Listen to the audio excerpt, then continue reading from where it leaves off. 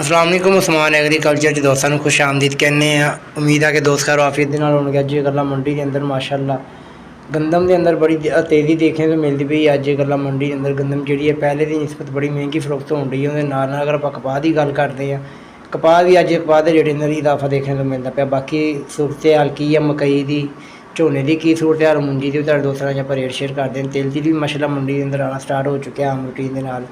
तो इस तो पहले मेरे नवे दोस्तों को गुजारिश है कि चैनल सबसक्राइब कर लें ताकि हर तरह की वीडियो का नोटिफिकेशन तेरे दोस्तों को मिलता रहे। तुसी दोस्त माशाअल्लाह वेखते पे मकई भी मंडी के अंदर आना शुरू हो यानी कि आ रही है रूटीन के मुताबिक। अगर आप गल करते हैं मकई के रेट की, अज माशाअल्लाह गल्ला मंडी मियाँ चन्नू दिन मकई है जी 2050 रुपये तो लैके 2080 रुपये तक फरोख्त हो रही है।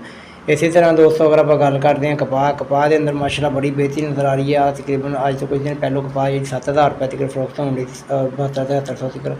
अज 7800 8000 रुपये तक जी कपाह वो फरोख्त हो रही है। इसी तरह अगर आप दोस्तों गल करिए तेल चीरी 13,000 तो लैके 14,500 रुपये तक फरोख्त हो रहा वा। इसी तरह अगर आप गल करते हैं मुंजी की धान मुंजी माशाअल्लाह 4,300 4,350 रुपये तक फरोख्त हो रहा।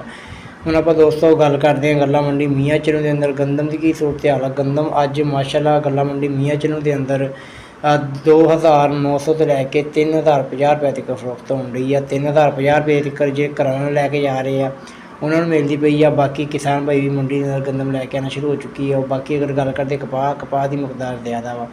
तो दोस्तों मूंगी जी है, मूंगी के अंदर बड़ा इजाफा देखने को मिलता है। अज माशाअल्लाह गल्ला मंडी मियाँ चन्नू के अंदर जी मूंगी है 9,500 रुपये तक फरोख्त हो रही है। दोस्तों इस चीज़ का मैं रेट शेयर किया 40 किलोग्राम वजन का। बाकी तेरे इलाके के अंदर की सूरत हाल है सानू कमेंट बॉक्स च लाजमी दसो। इंशाअल्लाह एक नई वीडियो दोबारा मिलेंगे। अल्लाह हाफिज़।